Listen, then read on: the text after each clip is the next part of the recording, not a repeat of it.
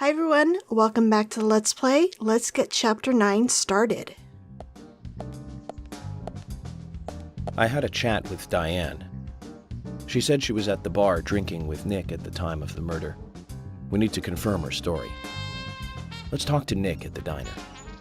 Very well, Agent Morgan. I have to head back to the department and clear up some paperwork. Go with Emily to the A&G Diner. Okay then. I'll show you the way. The diner's open from 9 to 2100. Just as we suspected, Zach. Diane is the key to this case. I have a feeling she will lead us right to the criminal.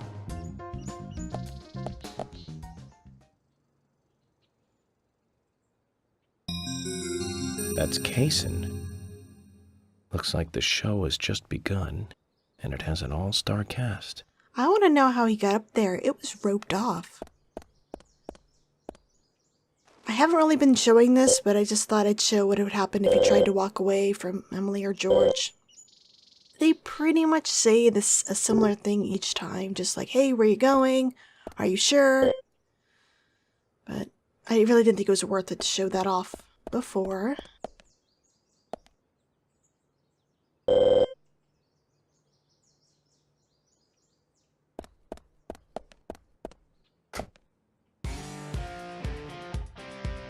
Emily, do you know a man named Forrest Kaysen? Kaysen?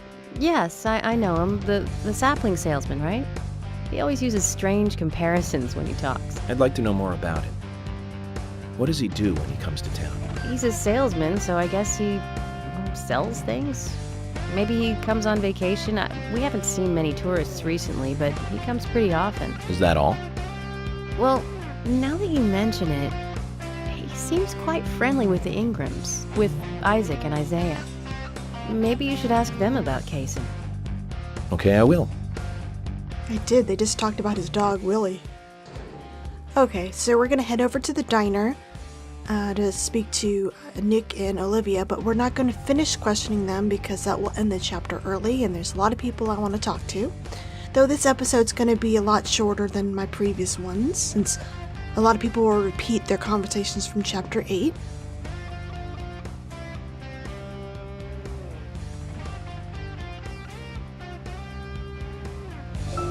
Emily, don't you find it a bit suffocating to be around George so much? Well, we aren't always together. And anyway, I've gotten used to him. Impressive. Women are very adaptable. No, it's not like that, actually. I mean, George is hard-headed, sure, but he's also a hard-working man. That's why the townsfolk trust him so much. The very epitome of the rural sheriff. That's right. He isn't some hotshot FBI agent. This place isn't like the city. Everyone knows everyone else. What about you and Anna? Were you two close? No, not close, really. I don't seem to have much in common with teenagers nowadays. All they talk about are boys, clothes, and accessories. I don't have much interest in any of those things. There is a gap between a teenager and being in your 20s. Everyone's different, that's all. Me and you, too. Zach, I'm not liking the way this conversation is heading. Let's concentrate on driving instead. Let's, because I don't know if it's just me, but man is it tough keeping high-speed vehicles on the road in the director's cut. I honestly don't remember cars being this temperamental in the original version of the game. My favorite vehicle is York's car, which I'll be picking up during this chapter, and whenever I'm behind the wheel, more often than not, my car would end up doing sudden 180s whenever I hit a bump wrong in the road. So the reason I'm keeping Richard's car under 60 here is because I didn't want to go careening off-road suddenly. And speaking of weird glitches, man, getting the upcoming cutscene recorded in the diner was so damn difficult. I don't know what's up with this chapter, but it certainly did not like any of the cutscenes within the diner. There's several back-to-back that run a little over 5 minutes in total, and I kid you not, I could only get through 1 to 2 minutes at most before the game would crash on me. So if you're playing, the safest way to get through this without a sudden game crash is to skip these cutscenes altogether, which is a shame because they're actually pretty funny. I was basically forced to replay this segment I don't know how many times, to record each segment one by one, hoping I could get a full scene between transitions without the game crashing, and then taking all those mini recorded segments and then stitching them all back together to recreate the full scene in my editing program. Let's just focus on getting to the diner and cut the chit-chat. I really don't understand it, guys. I really wish this game was less glitchy, but this is so frustrating. It was such a good scene. You guys are gonna love it.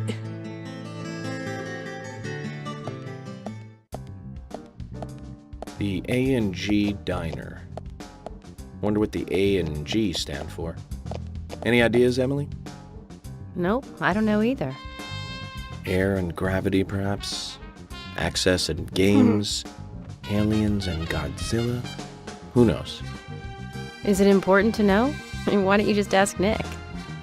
Oh, I will. But first, I need to eat. Wonder what's good here. Damn, dude, hold open the door. That's not how you win over a lady. Okay, so next up are all the scenes if you're late and if you arrive by yourself. First up is in the car half hour after the diner closes. Agent York, I was thinking... What is it, Emily? Well, look at the time. Maybe we should call it a day. Right, I see what you mean. It is getting late. And checking up on an alibi at such an hour would be nonsense. That's right.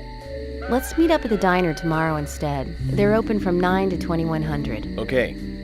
See you there tomorrow. Okay, this is if you arrive late into the marker.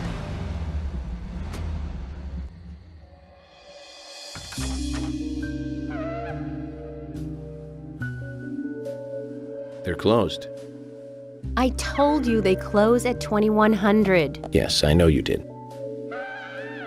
We can't do anything today then. Let's come back tomorrow. She doesn't even leave the car. Looks like we don't have a choice. So I'll meet you here tomorrow. Okay, so good night, Agent York. Arriving late to the diner alone? It's closed. They're open from 900 until 2100. Let's come back, Zach. And finally, this is if York arrives on time by himself.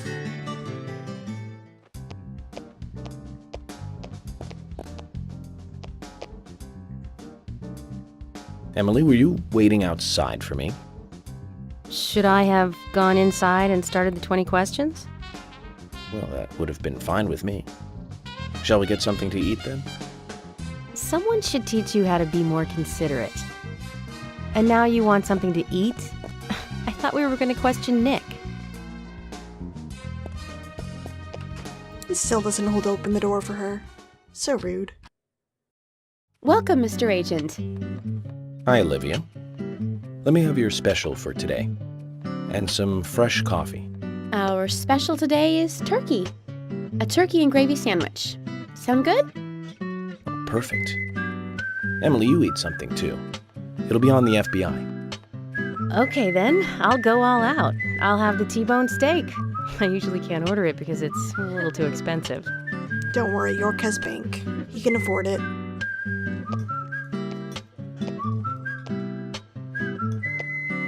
Mrs. Olivia Cormack, I am here for Mr. Stewart's lunch. If it is ready, I'd thank you a bunch. Yes, of course. Just a moment. Here you go. The usual. 1 turkey, strawberry jam, and cereal sandwich. Sounds like the sinner's sandwich. Self-inflicted punishment to atone for past sins. He's setting an example. Mr. Francis York Morgan, you should try this wonderful lunch. It's more than a delicious, tasty crunch. So says Mr. Stewart. No, that's fine. I've just ordered my own lunch.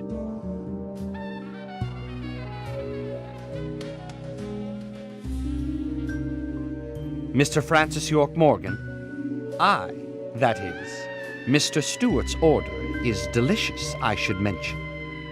And Mr. Nick Cormack is a genius for creating this perfection. So says Mr. Stewart.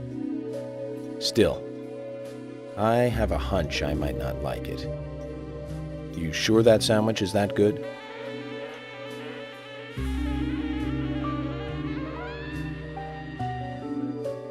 Mr. Francis York Morgan, Making decisions based on intuitions is always a sign of bad FBI agents.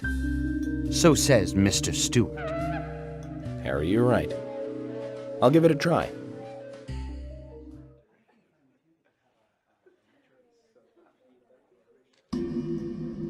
That does not look appetizing.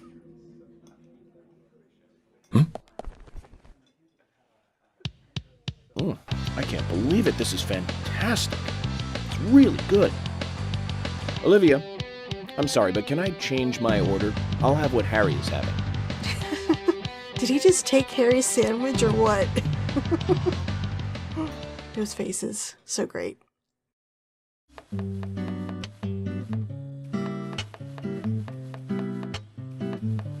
Nick and Diane. They hardly make the perfect couple, do they? Is it widely known that they go drinking together, just the two of them? To be honest, I don't pay attention to these things. Not into local gossip? Well, when I moved here, I was still in high school, and I kept wearing the same wild clothes from my school in Seattle. I was young back then. And before I knew it, there were rumors all over the school. She'll screw anyone. That's what they said. Totally unfounded, of course. Anyway, after that, I just sort of chose not to really trust gossip.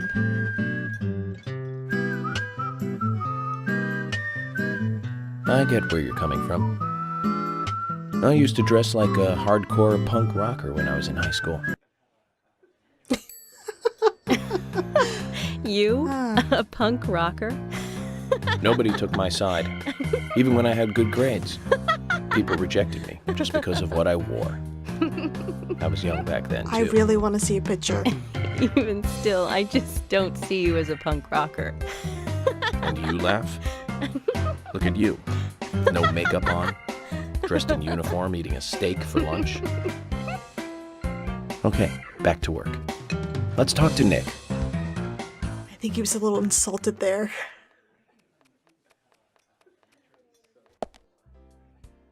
So I want to pause real quick to talk a little bit about the center sandwich scene. Next to York finding FK in his coffee back in Chapter 1, this scene has got to be one of the most memed sections of the game. With good reason, it's fucking hilarious. But did you know that it is possible to miss this cutscene completely? The interlude with Harry and Michael will only occur when York and Emily enter the diner between 0900 and 1500 hours. It's a little sad that there's a time limit on seeing the scene, but given how often it's brought up, I think it's safe to assume most people will see it in their own playthroughs. So where did the idea of the center sandwich come from? Well, there's been two answers given by Swery and Tomio Kanazawa during their 2013 Director's Cut press tour. In an interview with Gamers Heroes, Swery says the inspiration came from the diet of Japanese students who have a limited amount of funds and ingredients to work with and would make these weird experimental meals. He said the equivalent in the United States would be our liberal use of top ramen. He brought up another weird food combo as an example in an interview with Now Gamer that is apparently really good: grilled salmon and corn soup. However, in an interview with 411 Mania, which sadly doesn't seem to be online anymore, but it's still available via the Internet Wayback Machine, Tomiya Kanazawa states that Swery was offered this sandwich by someone during the production of the game, and it was so tasty and delicious that he decided it had to be referenced within the game. Alright, before we start questioning, I'm going to smoke until 11:30 so I can talk to Kason. He's having lunch at the diner.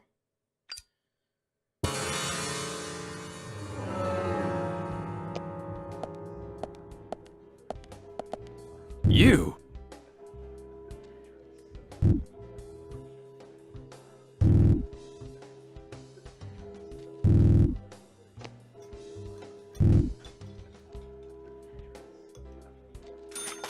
You? Okay. What are you eating? Are you... Oh, it looks like he has a turkey sandwich too, but not the center sandwich. Alright, next up I'm going to smoke another hour and speak to Carol, who's going to have lunch in the diner at 12:30.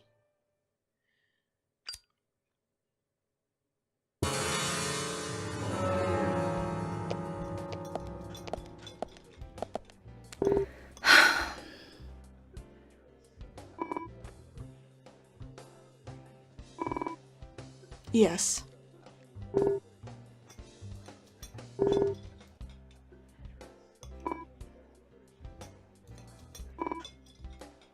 I can arrest you, you know. Really, I don't see coffee on your table, but okay. Alright, we can actually start questioning them. Let's talk to Olivia. We're gonna find out what the A&G stands for. It's not Axis and Games or Alien and Godzilla.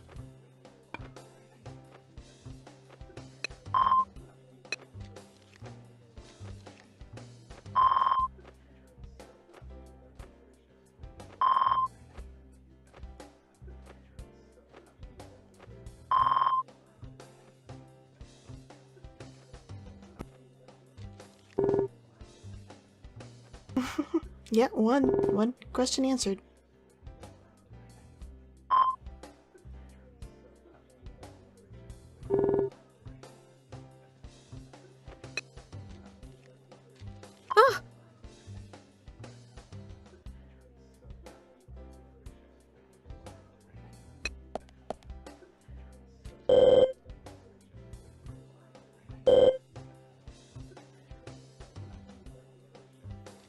Alright, let's question Nick.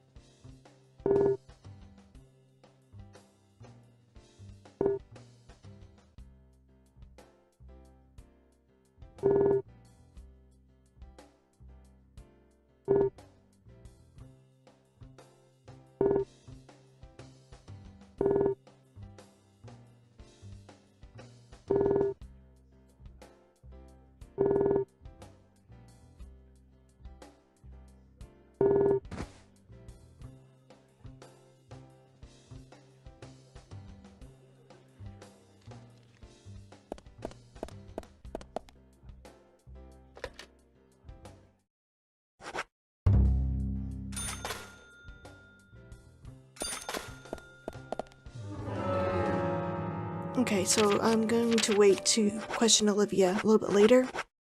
And we're going to smoke until the diner closes. Can't leave until you speak to Olivia, but you can leave early if you are there till it closes. Sorry, we're closing up. Could you leave now? Is it that time already? We're open from 09 to 2100. Very well. That's it for today, then. I'll see you back here tomorrow. I thought Emily would be a little bit more upset considering we were just standing around for like 11 hours, but she seems okay with it. You?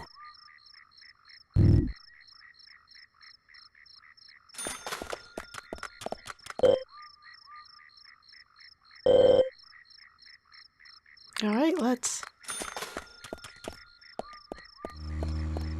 Okay, I don't think Nick actually says anything worthwhile, but I just want to double check. But after this, we are going to head over to the hotel and talk to Diane and Polly, who are having dinner together. Hey, Nick. Huh? I'm looking at your ugly face. Okay, yeah. So this is Diane's car. What does it say? Diane's car, chosen according to the tastes of an art gallery owner. Okay. And they're having dinner. Hey, Polly. Oh, hi. Look at me, alright? The game won't let me, Polly. I would. Hey, Diane. How are you? Hi.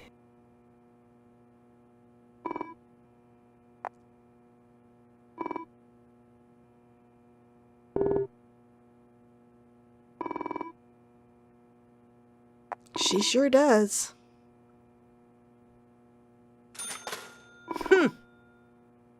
Whoa, mood swing. Holy shit, what a throw. Oh my goodness. Oh my. Polly has a good arm too. Whoa. So during this chapter, after the diner closes, Nick just sort of drives up this road exiting the town and just sits on the town limits. You can't go and talk to him because if you go up that way, the fog moves in and the game automatically turns you around. Yeah, he'll just sit up there until near like 23:50, and then he'll head over to the bar. So we'll catch up with him later, but I just thought that was kind of interesting that they make sure to make him go off the map. But next up is Becky. How's she doing?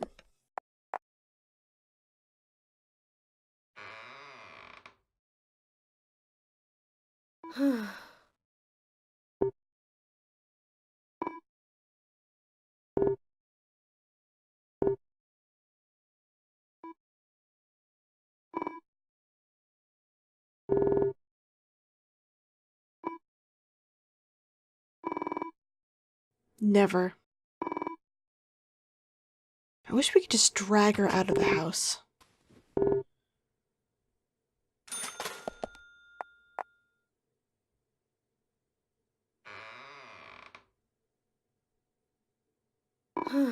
Okay, I'll leave you alone. So let's go bother George and tell him that we didn't finish questioning Nick or Olivia. I'm sure he'll love that. Hmm?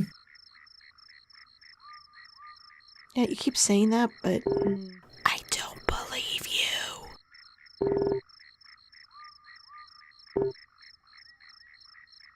Everyone wants me to stop coming around. I don't understand it. York's a nice guy. Maybe they just don't want to hear about Galaxy of Terror anymore. Huh?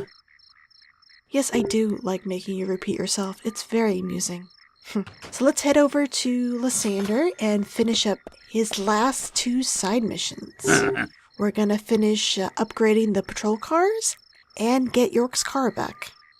You mentioned that there is still some room to customize my car. Ah, yes I did. I think your gas tank could do with a boost, don't you? A larger tank would mean you can go farther with one fill-up. That would be great. In which case, you need to find a scrap tank. I think there's one around N5. Okay. This will be the last enhancement you can make to your vehicle.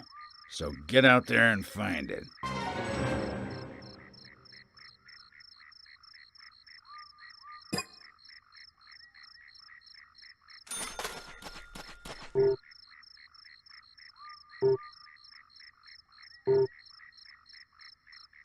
This part's actually rather nearby, just around the corner.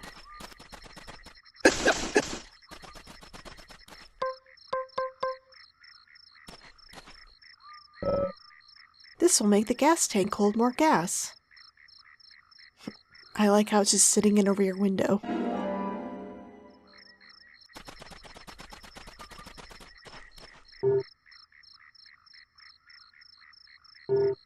I sure did.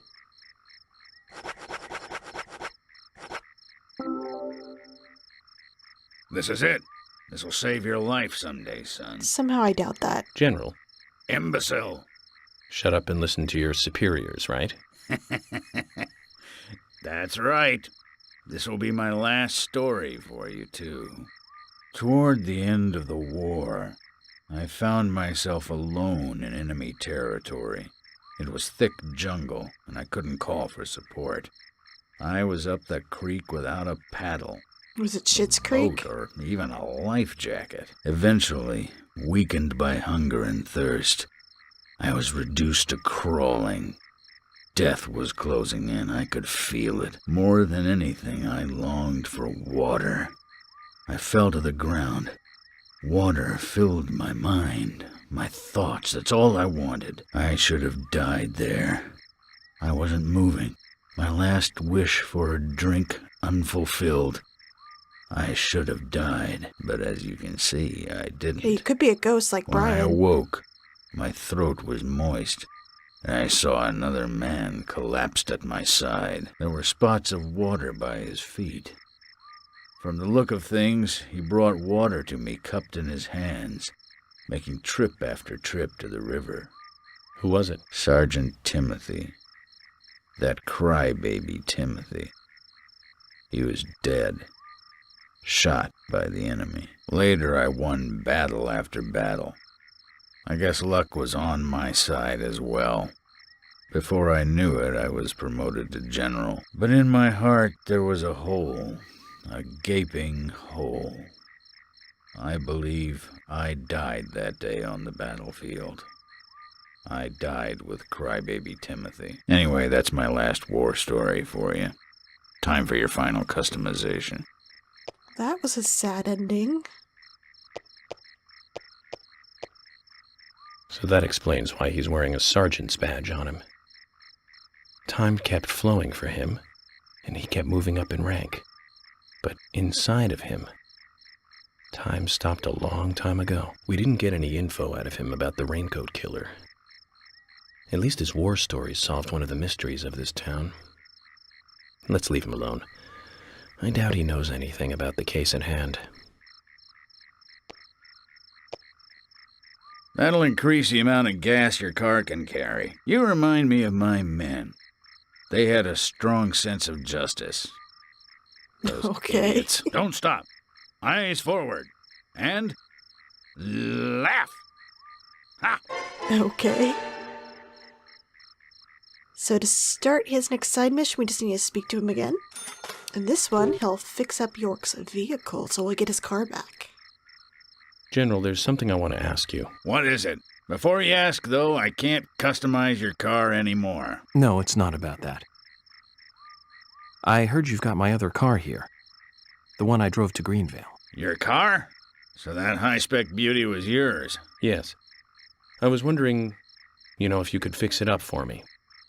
I won't mind if it costs me a bunch to get it repaired. Quite important to you, is it, this car?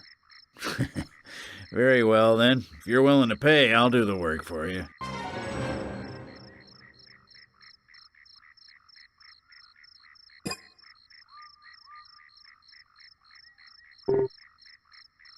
So he doesn't have any cars for sale, just York's car at the moment. Gonna cost us $5,000 to repair it. Okay, thank you very much. It's gonna take a while to carry out the repairs, though. Go and get a good night's sleep and come back soon, why don't you? Once it's done, I'll put it out front. Just use this key and take it. And by a while, he means like 12 hours. You just have to go to sleep. Don't worry. I may not look it, but I'm pretty darn good at what I do. Not even 12 hours, because I can pick it up at like 6 a.m. So just a couple hours, really.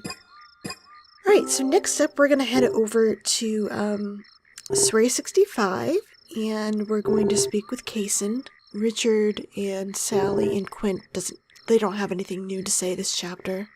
They just repeat their chapter 8 conversations. And then after that, we're going to head over to the bar. The other bar, I should say. Galaxy of Terror.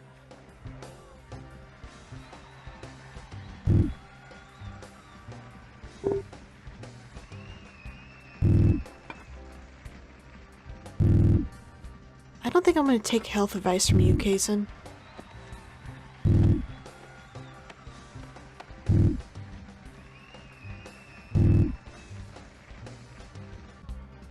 You?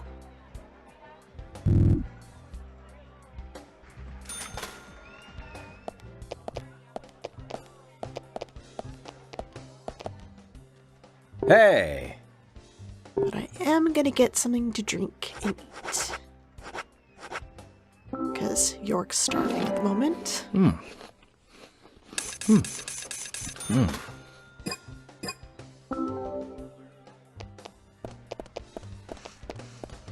So we can catch George outside the bar. He'll arrive around 22:20.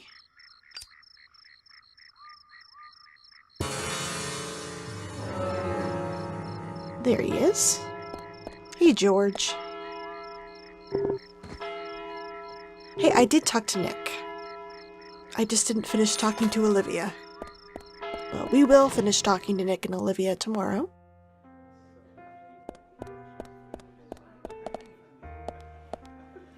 Hello?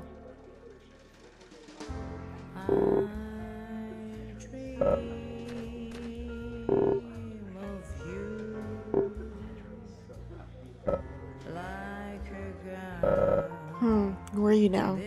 Were you with George?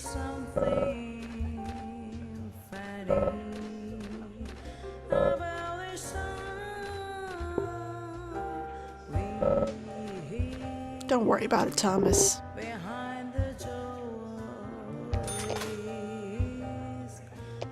Hello?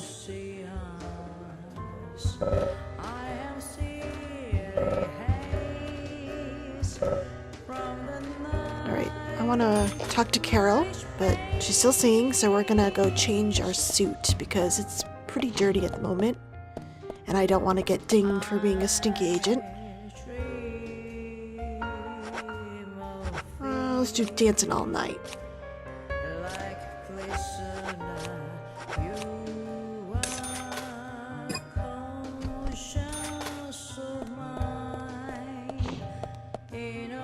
Ooh, there's George. I can speak to him. Hey, George, what can I get ya? Oh, Thomas. He's pushing me out of the way. Yeah, you saw me come in here. I'm standing right in front of you, too. Well, this agent does.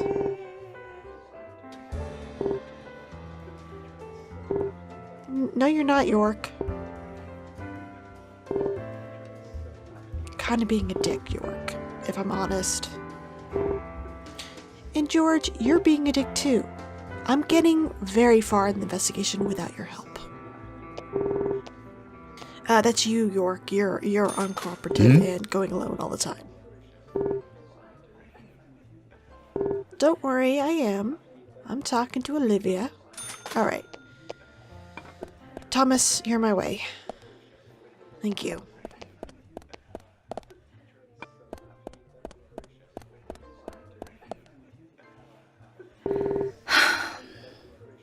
I think we have different definitions of fantastic, York.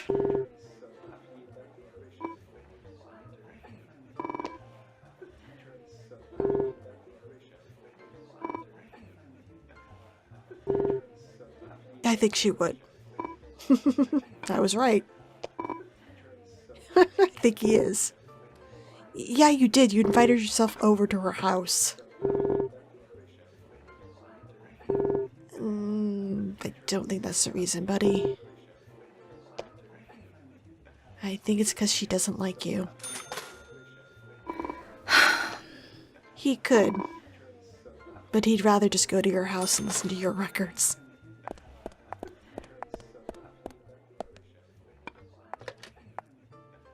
We want to speak to Diane and Nick. They're going to meet up here at the bar, but I want to catch them, get their traveling conversations outside.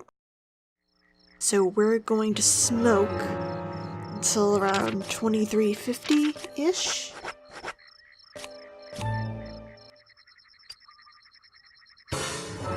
There they are. Look at that strut. Hi.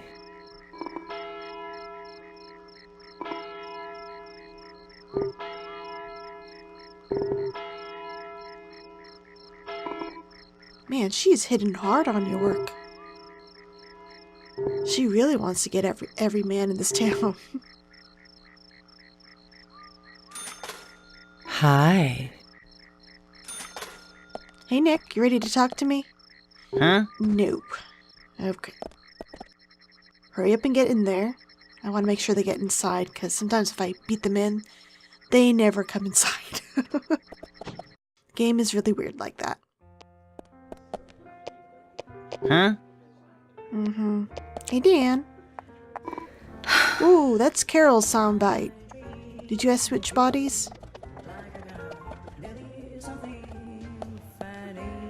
Hi.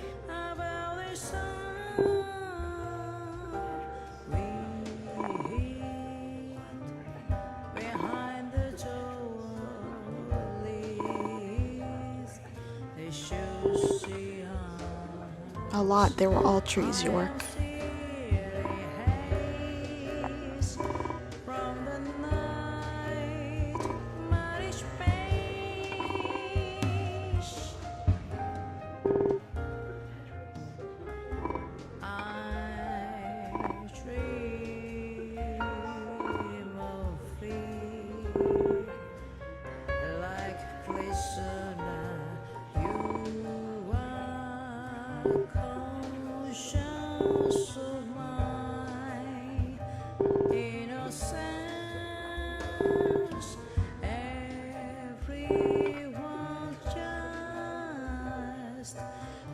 Hi. No. Huh?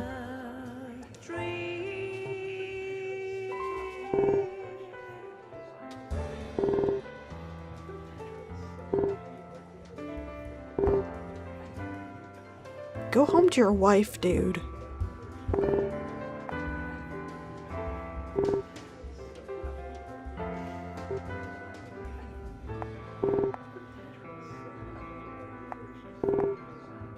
I guess. Huh? Okay, well, Carol has something new to say. Oh, is George leaving? Oh, wait, no. Are you guys going to the VIP room? Can I come this time? Can I come with? Come on.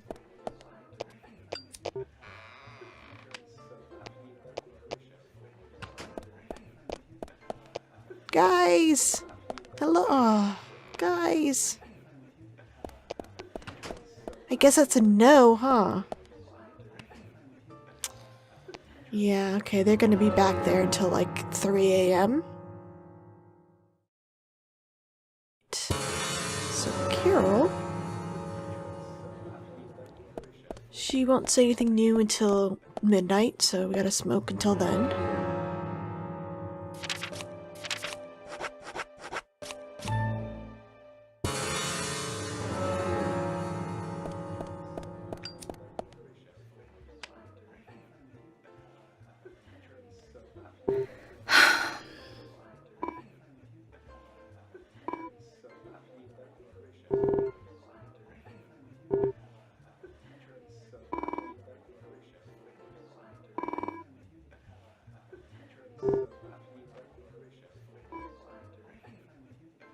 You know what? I think I already had this conversation in an earlier chapter. Yeah, I think I did, because I remember the Columbo comment. Oops. I will. I'm gonna wait 3 hours and waste time smoking.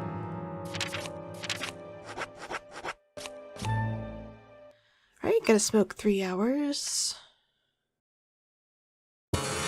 So Thomas actually says something a little strange. I mean, he usually says something strange at this time of night in the chapters, but I just felt it was a little weird. Weirder than usual, I should say.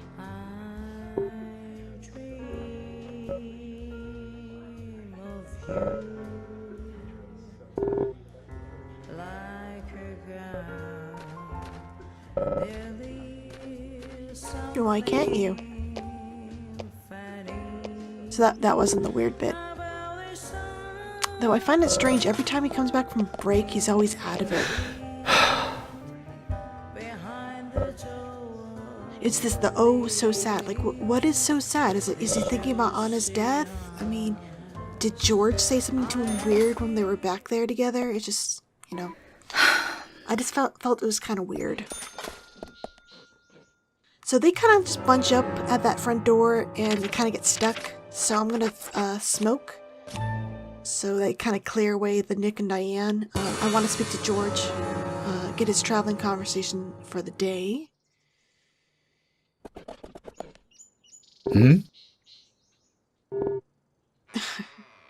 I love how short he's become with York. He has no patience for his procrastination of the case.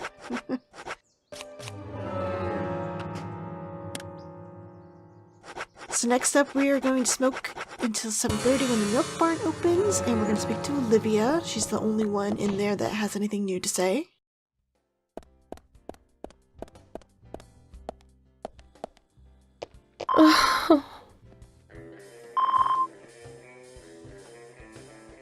And let's go pick up our car.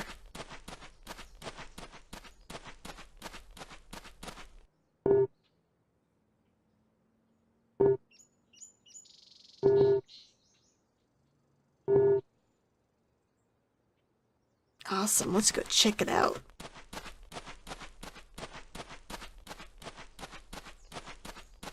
It's so beautiful. Add new parts to the car to improve its... What? That's a weird description for York's car. I think that should be the patrol car.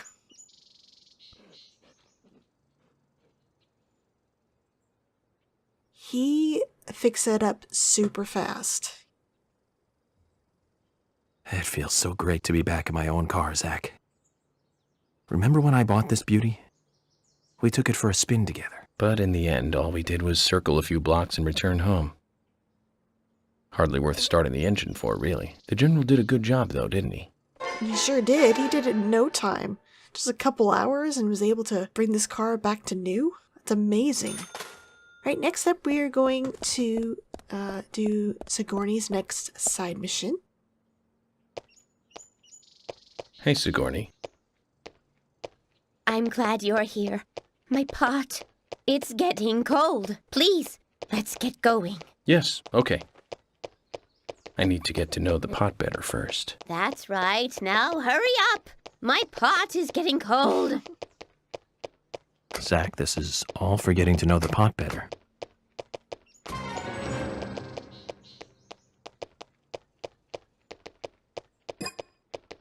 Now, get the car going. My house is over by the lake.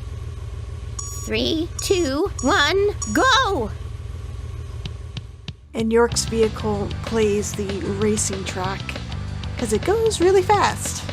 And it also takes no damage, which this is why it was like my favorite car when I was playing the original, but the handling in the director's cut is wonky like I ranted about earlier. But it can get up to, I believe, 85 miles an hour.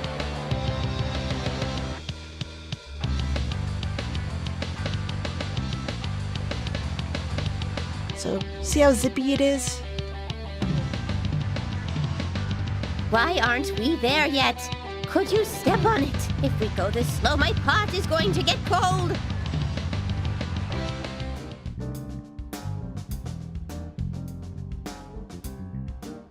Yeah, it gets up to 85. So it's gonna fast forward through this. You don't need to hear her yelling at me.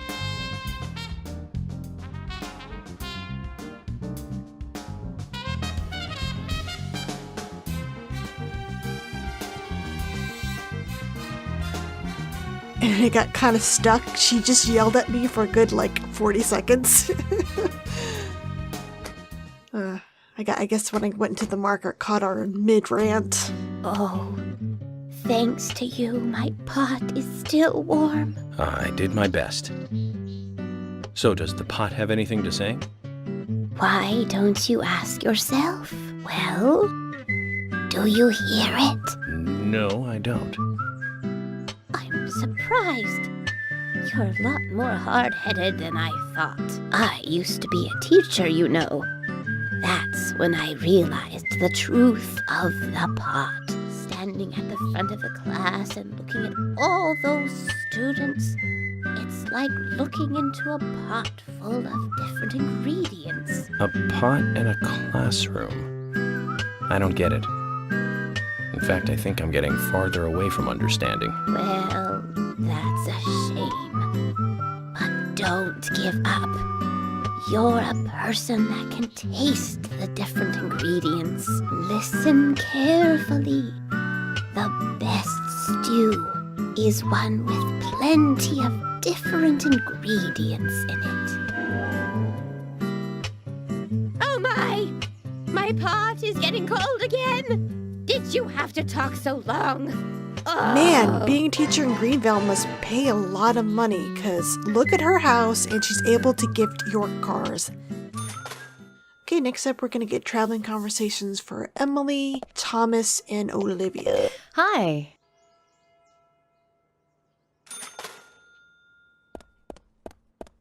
Olivia's next. She leaves at 8:30. Oops, I smoked a little bit too long. She's already headed to her car. Oh, I'm sorry. And next, Thomas.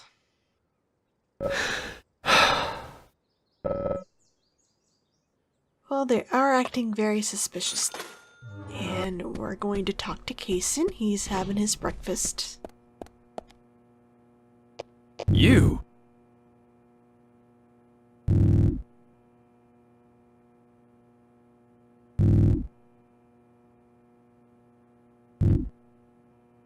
You know, Polly makes a spread of everything you could think of. She must spend like all day cooking. You! Me too, Kaysen. Alright, and next up I'm going to go outside to show you Emily's car. It's a pretty zippy car too. Over here on the left is where all the patrol cars in your current vehicle will be parked. And over here to the right is all your other cars that you win and or buy. So any of the resident vehicles that you own will be parked over here. Emily's car is a private one, though she also uses it as a patrol car. It looks like a lot of officers do that. Whoa! Well, this is inside, and her music's interesting. So we're gonna drive over to the A&G Diner and actually finish speaking to Olivia inside.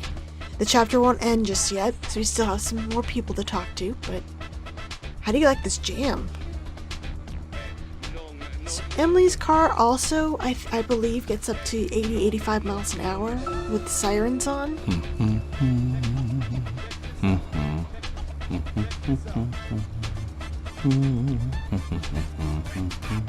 But I want to wait until I get a good stretch of road to go down to really rev it up.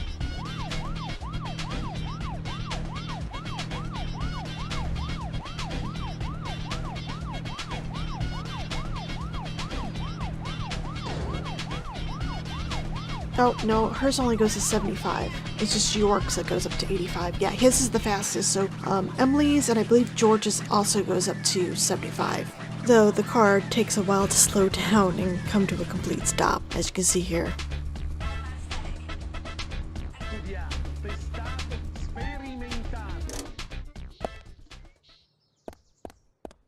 So we're going to smoke until the diner opens and speak to Olivia. And then we're going to head over to the sheriff department and speak to George and Thomas.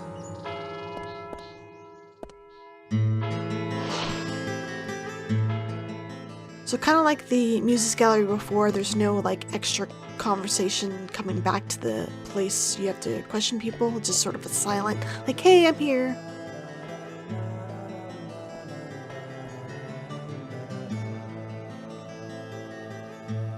He still doesn't hold open the door for Emily because he's a dick.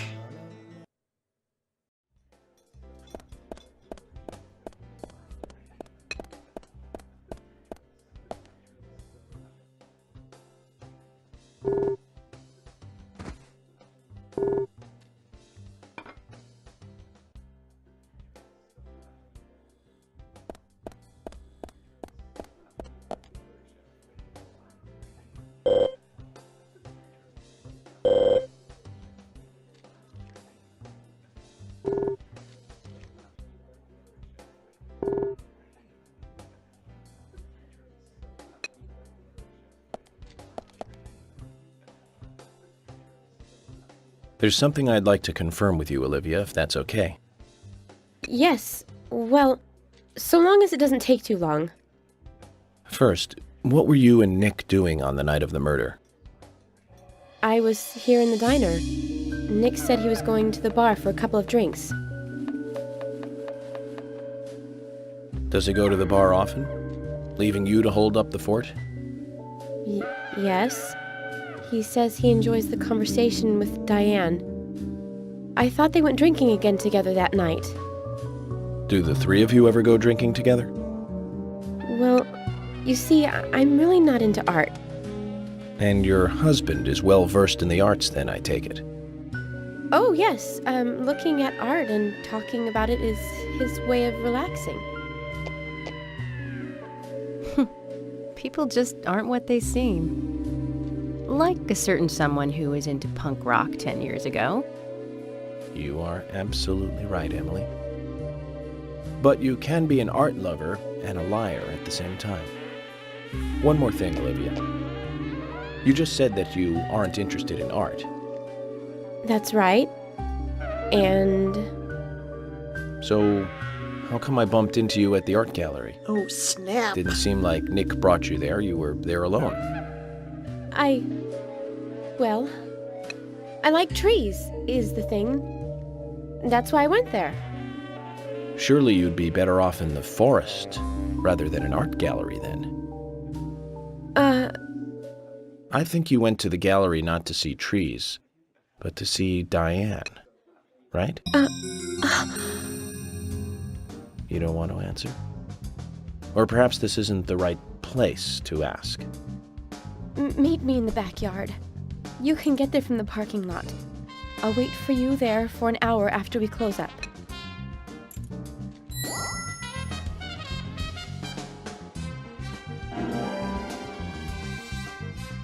They close at 2100. Should we get something to drink and wait? Sounds like a plan. Let's get a drink and wait 12 hours in the diner. Yeah, no, we're not going to do that. Agent York, what do we do now? I want to hear what Olivia has to say. Let's kill time until the diner closes. Okay, then I'm gonna make a trip back to the department. I'll see you in the backyard later. Okay, sounds good. See you later then.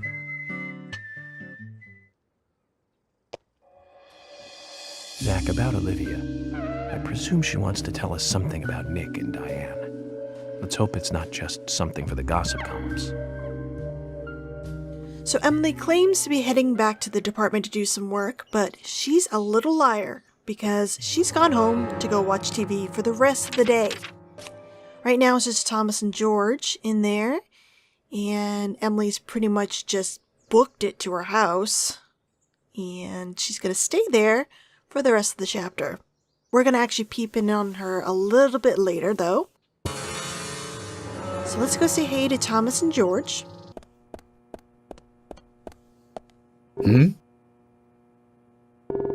I did.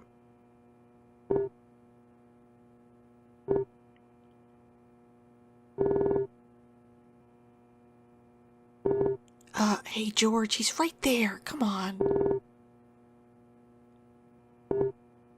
Emily's gone home for the day. She ditched me.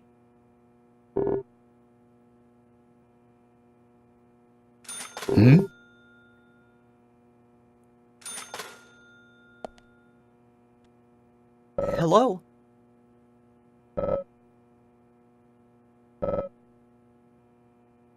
Not right now, but I will a little later. Right now I just want to talk.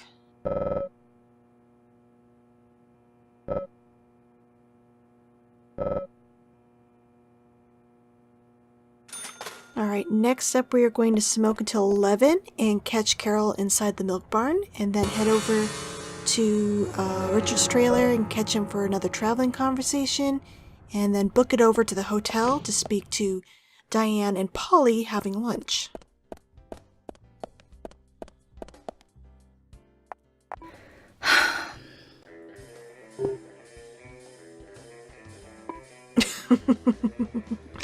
No. Still haven't won her over yet.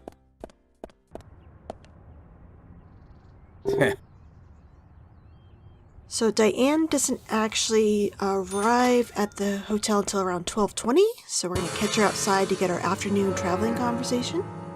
There she is. Hi, Diane. Hi.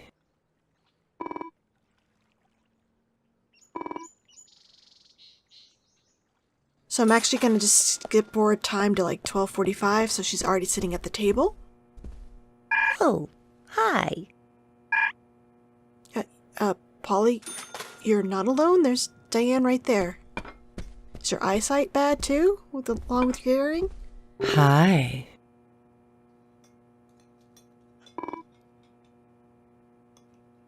Because Olivia will probably be glaring at you through lunch.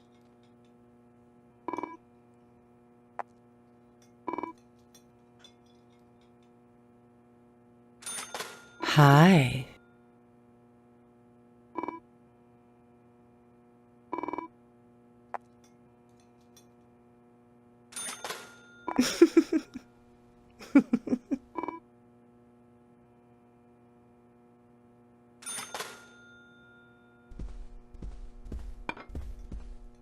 So what are you eating?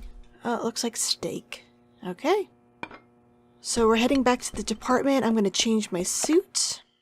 And then we're going to have lunch.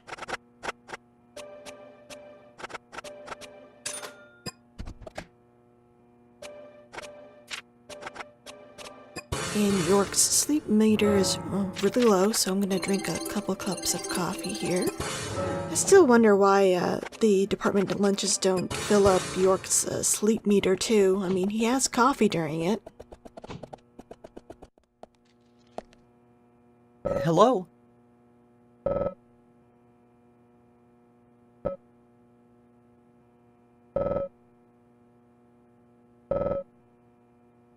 Oh, whoa. Is that Thomas being a little passive-aggressive there? Hello? Yes, I would. Thomas, have you ever eaten Emily's cooking? What? Hey! What exactly are you asking? I was just wondering what you thought of her cooking, that's all. You know, perhaps an unbiased opinion of one who is himself a fantastic chef. So how about it? Have you eaten her cooking? I have. Just once. And how was it? Well, that's not an easy question. Honesty is the best policy. How can I say this? Cut it out, Agent York. He's pleading the fifth. He has the right to remain silent. Don't try and force him to say something. He has the right to an attorney. George, and what are you trying to say? Anything I say may be used in a court of law. Let's just let the topic of Emily's cooking go, okay? I can't do that, George. I want to know. I guess it's just my curiosity. So tell me, Thomas. Well, for lack of a better word, let's just say it's Amazon-style cooking. Ah, that was well said. I'm impressed. Emily's not impressed. Oh, you were lacking words, were you? Let's get back to work.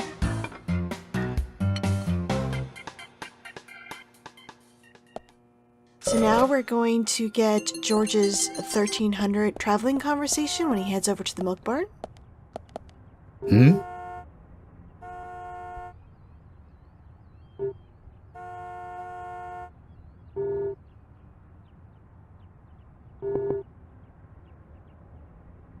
Yeah, I already talked to Nick.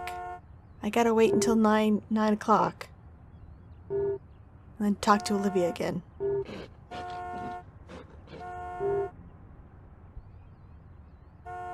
Hmm?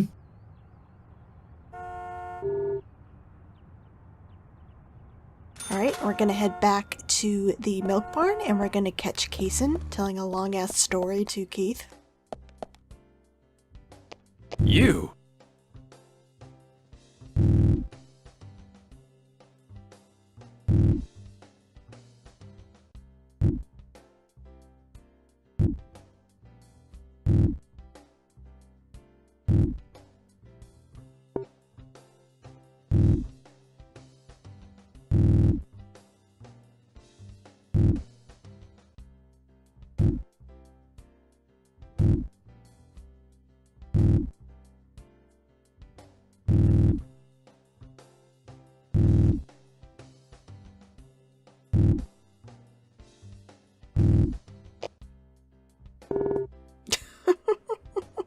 Yorick does not like your jokes, Kaysen.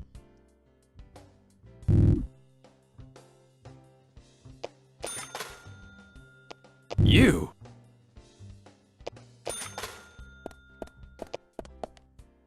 Hey, bro! Okay, I'm gonna buy some more cigarettes. Okay, next up we're gonna head over to Honest Tree and we're gonna smoke until 15:45 and catch Carol there to have another conversation with her, this time longer than her milk barn one.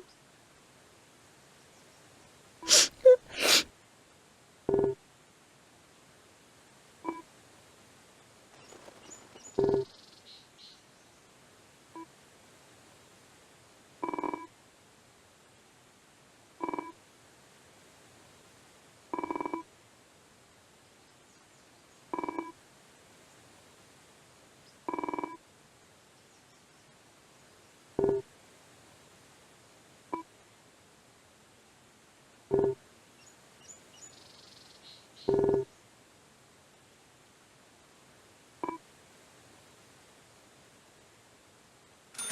can deny it all you want, Carol. You were totally honest friends. Oh. Okay. Apparently she's an atheist. So next we're going back to the sheriff department and catch George working out and having another conversation, and he's taking a sweet ass time to turn around so I could talk to him. George. Hey. Yeah, hi, I'm here.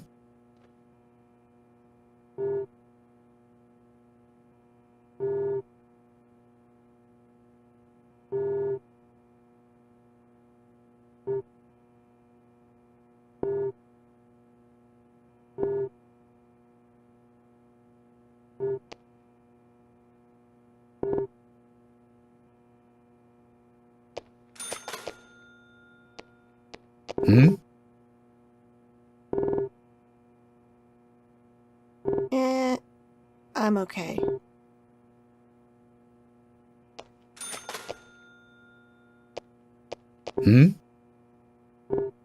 Sorry.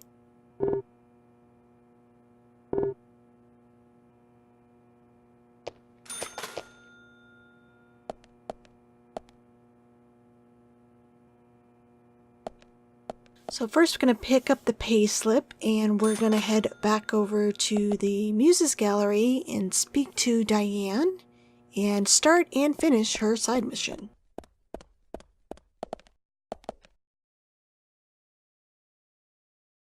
If you don't mind me asking, where is he now?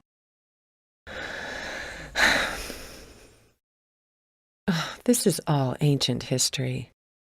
The woods, the pure little girl, my respect for my father.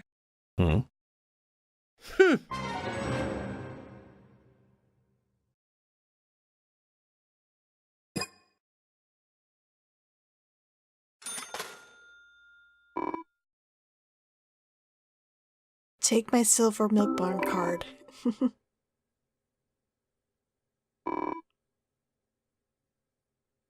I'm just playing.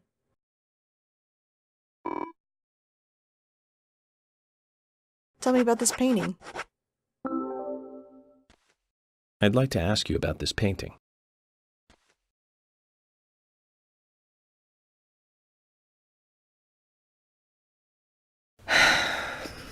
And why do you have this painting?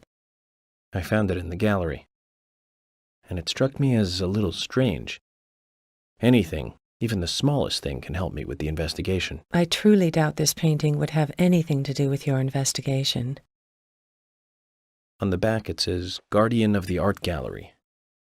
That's you, right? You're wrong, Agent York. That is me in the painting, but the guardian of the art gallery that it refers to is not me. This was drawn by my father. He certainly wasn't a talented artist, but I was so happy when he gave me this painting. I used to love this painting so much. I wanted to hang it by the entrance of the gallery so everyone would see it. That way this painting would, in a sense, guard the gallery. But it was locked up in a small room. Not a nice way to treat the guardian.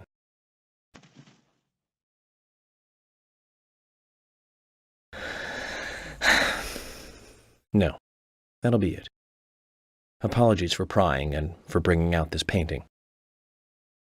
It's okay. It's nice to be able to talk about the past every so often.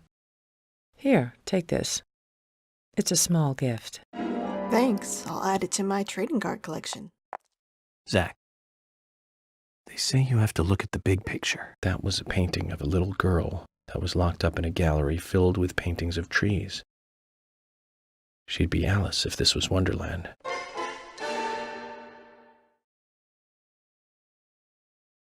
Next, we're going to smoke until 1700, and I'm going to catch Kaysen and the twins leaving Jim's cabin. He's going to be taking them home.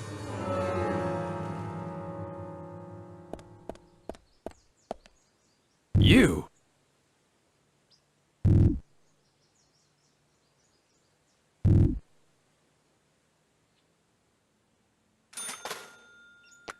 Don't think the twins say anything new, but I'm going to check. Yeah, this is the same as the last chapter.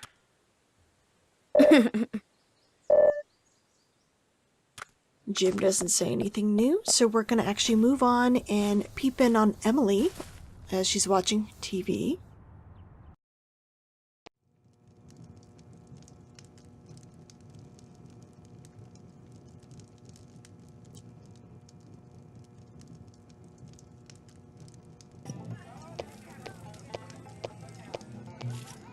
So she'll sit down and she'll go through a variety of emotions while watching the TV. Fear.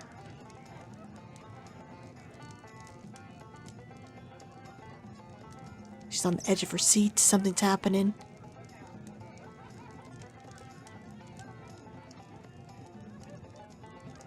Oh, and she starts crying.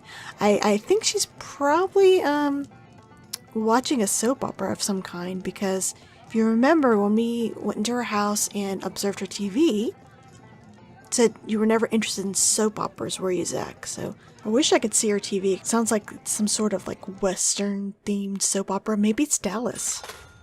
And she's not the only one we're going to peep in on. We're going to actually head back to the Muses Gallery and peep in on Diane at 1824 to catch her entertaining another visitor.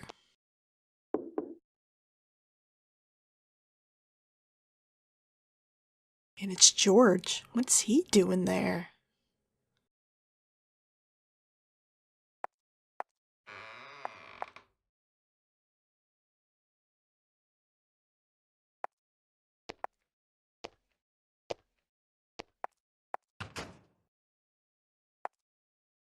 Diane's a little bit more subdued during his visit. So they talk a bit in front of the paintings, and then they will head in through that back door over there and not come back out. We'll actually find out what's behind that door a little later in the game.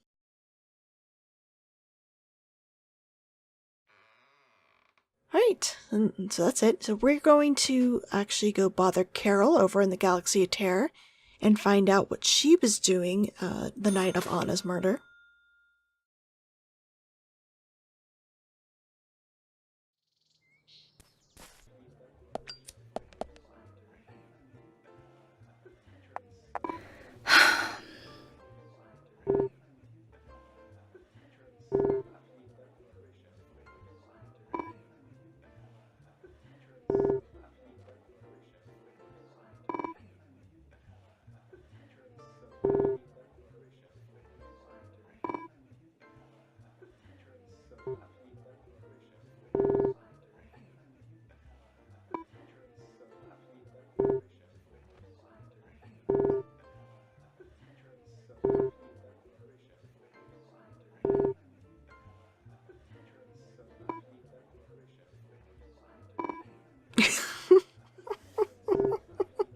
No, she doesn't like you. See, what did I just say? She doesn't like you, York.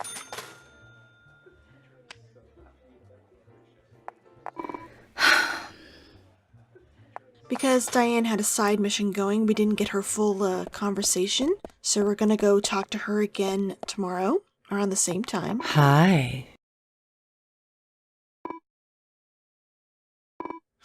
No.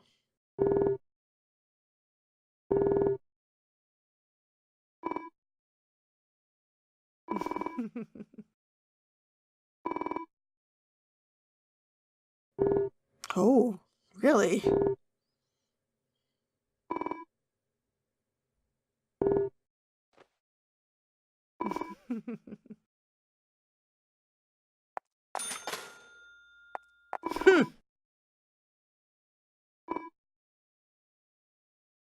Alright, and that's pretty much it for this chapter. There's no rainy day conversations, because it never rains. So we're going to just go ahead and meet Olivia at 9 o'clock, but I wanted to show you what happens if you come too early or too late. I want to hear what Olivia has to say. Let's kill time until the diner closes. He just says that. So if you're late, he'll say the same thing.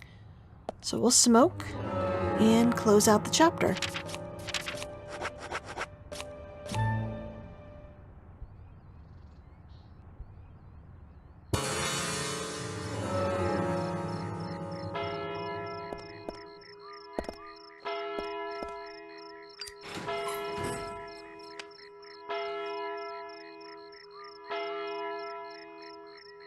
Hey Emily, how was your soap?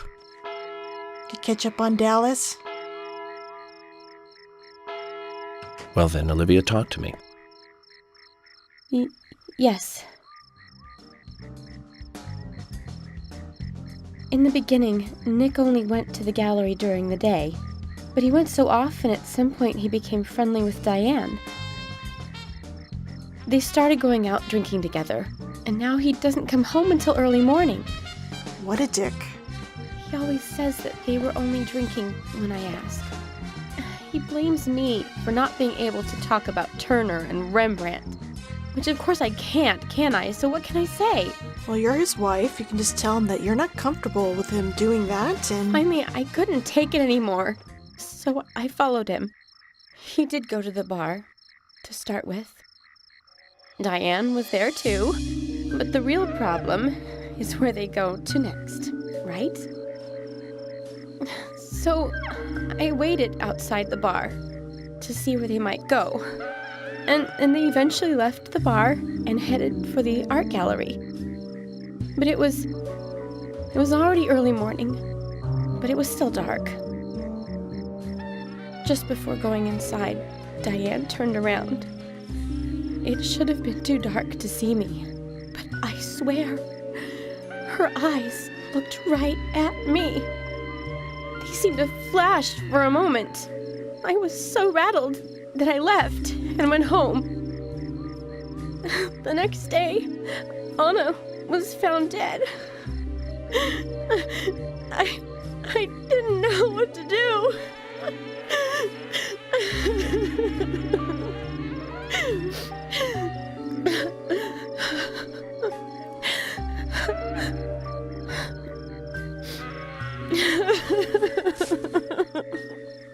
I went to the gallery to talk with Diane about it, to confront her.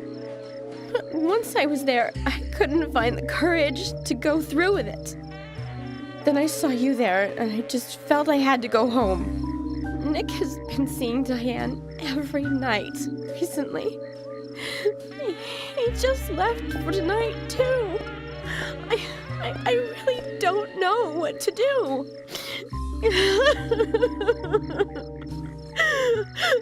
York, we ought to take Nick in for questioning. No, not yet. This alone isn't enough. Emily, answer me. I love how the walkie-talkies rings like a phone. This is Emily. Agent York is with me, too. I've just received word from Thomas at the Sheriff's Department. Something has happened at Becky's house. He was called in by Quint, but he wasn't making any sense. We have no further details. I've sent Thomas over there. Can you go back him up? Yes, sir. One other thing. It sounded like he said, raincoat Oh, killer. shit. This may well be related to the murder case. Take all due precautions. No! It couldn't be! Nick! Oh, please, no! What can I do? Nick! Olivia, calm down. Emily, take care of Olivia. I'm heading over to Becky's.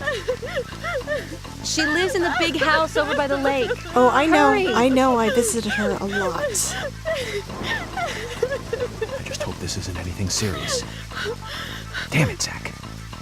We may have screwed up during the investigation. Oh man, I hope Becky's gonna be okay. Well, we'll find out in the next chapter. Maybe York can make it in time to prevent the raincoat killer from killing her. I hope to get chapter 10 out to you guys real soon. I already have it recorded. I just have to do the commentary. Until then, thanks again for watching. I hope you guys will come back for the next chapter. Bye!